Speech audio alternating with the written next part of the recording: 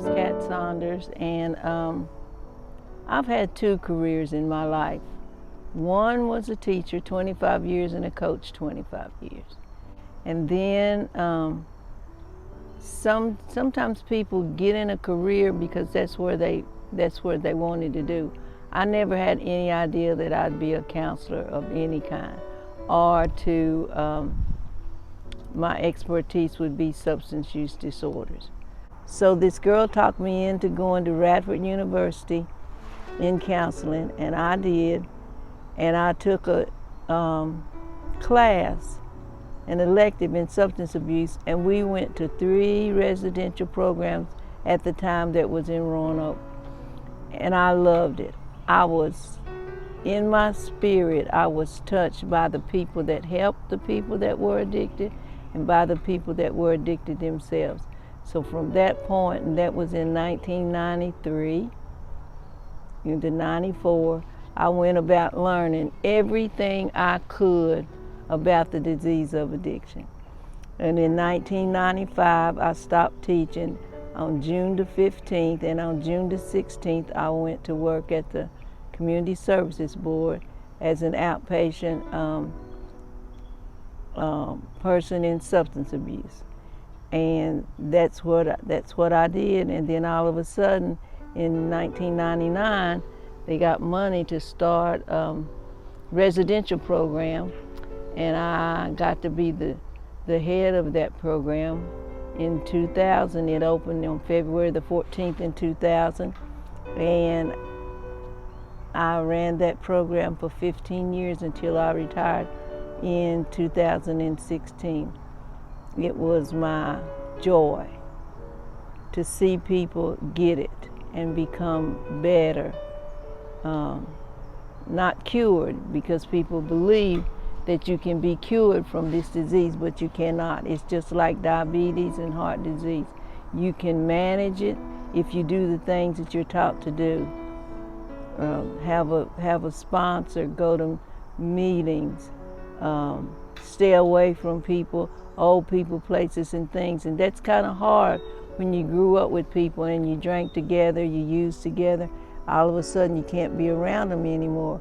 But that's the way this disease is. If you're around them, you'll use. If you use, you will die. You will either die from this disease, go to jail, or end up in treatment. It is a disease that can be treated if people just understood the dynamics of it and don't think that a person can just stop. They can just stop using anytime. If they just stop, get a job, get married, do all those things, and they won't use. That is just a myth.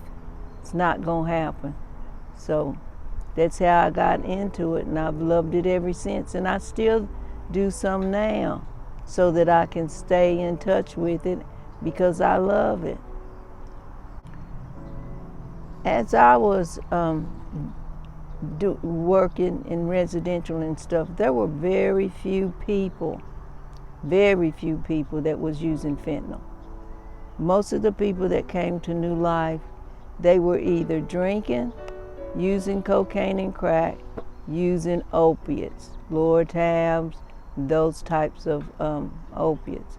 And then fentanyl came. And it's what they give us in the hospital for pain and for when and if we have to have surgery. But it got on the market and people started mixing it with other drugs. People can die, possibility of dying quickly from alcohol. You could put 5 alcoholics in a room, go off and leave them, come back in 3 or 4 days, and some of them would be dead. You could put people in the room that's only using opiates, which fentanyl is a derivative of or whatever, and you could put them in the room and go off and leave them. You'd have some angry people when you come back. People mix drugs, and that's what kills them. They mix them. And they believe that fentanyl and Lortabs and all of those drugs will help their pain, which all it does is help the perception of pain for those people that have that are prone to be addicted. And so it's in the street, and sometimes it's mixed with other things, and that's what kills people. The mixture of drugs, or taking too many, or being off drugs in jail for a while, in treatment for a while. They get out and they start to use again. They think they can use as much as they were using before they went to jail, and that's what triggers them, and they overdose because their body can't take as much as they were taking when they were using in the beginning. Families can be the best support to help somebody get better, or they can be their demise, because they are so afraid. They are afraid that the person will die. So they've got to do something to keep them alive. And I would always tell my family group, Flash. I started Flash in August of 1995, on the 17th of August 1995. And I started out with one person in that group. Then it came 2 people. And then by the time that I retired, there was 25 to 30 people a night that would come to that family group. And I would always tell them, if you could stop somebody from dying, or if you had the control of life and death, that would be a miracle, but you don't. But the fear that they're gonna die, so you got to do something, leads them to doing things that help people continue to use. For instance, bonding them out of jail, taking care of their kids when the person is in jail, or just taking care of them anyway. The person says, I need to go somewhere, can you babysit? And they never see them come back. Doing those things that they could normally do for themselves only encourages them to use. And so one of the things we say is, don't do something for somebody that they can do for themselves, because the natural consequences of their behavior is what will help them stop using. The thing that keeps people on that, besides being a brain disease, is pain. People that are using opiates, fentanyl and all those other opiates, the pain they have is withdrawal. They don't want to go through the pain of withdrawal, so they want to keep using, because the withdrawal is horrendous. They throw up, they have restless legs, they have diarrhea, they get constipated, they have all those things, and it's kind of like the flu 10 times over. So families do all the things for them that they could do for themselves, and it keeps them on that road of using when they could not. I had a lady in group one time, and she was saying she'd get up at 6 o'clock in the morning to take her son that was alcoholic to work. And I said, why do you do that? Well, he doesn't have a way.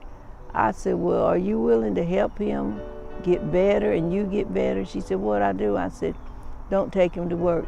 Tell him he has a week to find his way to work, because you're not getting up at 6 when you don't have to get up until 8. She did that. He found a way to work, and it was fine. But they don't know those things. They don't realize that they are hurting them rather than helping them, because they do all those things for them, paying the lawyers and all those types of things that they don't need to do, because they weren't responsible for them getting in trouble to begin with. One of the things around here that's disheartening to me is there's not enough places, not enough sober houses for people to go live in. Families don't know that there's a family group. They don't know there's an Al-Anon group. And they can Google it and they can call. But the family group meets on Tuesday nights at 6 o'clock at 401 downtown, where Wade used to be. And it's free. They can come and they can be with other people that have the same issue that they're going with. And that's what I've learned, and that's what this disease is about. We have to support each other. We can't just think that we're all by ourselves. Once you can find out that you are not alone and that you can do that. There's also the residential program, but there's often people can't pay for it because insurance will not, people that have this disease normally don't have a job nor insurance. So therefore, they can't go into treatment because they can't get in without insurance. The people that have insurance, they can get treatment, but they can only get it for so long. I have a heart condition. I can go to the doctor, go to the hospital as many times as my heart acts up. But a person that has this substance use disorder, they're limited to how many times they can get treatment for. And then there's the 12-step programs that people need to avail themselves of, and they're not for everybody, but they will teach people that they can live a sober life, because people think those 12 steps are all about God, but they're not. Because the first step is about admitting that you have this problem. And the other 11 and a half steps is how you live your life, how you make amends, how you do the things you need to do to straighten out your life. But people think that's what it's all about, and it's not. And I've seen more people get sober and clean by going to this 12-step meetings before they ever come into a regular structured treatment facility. So people need to know those resources. You can Google now. That's the thing about it. Just Google AA and NA around here, and they have meetings that you can go to, and people will help you. They're glad to help you get better. You can't manage your disease with just one modality. You have to have as many modalities that can fit, that can help you on this road to recovery. So a person that has diabetes, for the rest of their life, they have to do the things they need to do to stay putting their disease at rest. People that have this disease have to do the same things. They can't just stop and say, I'm cured now, I don't need to do that. I haven't been drinking for 5 years, so I'm good. No, you're not good.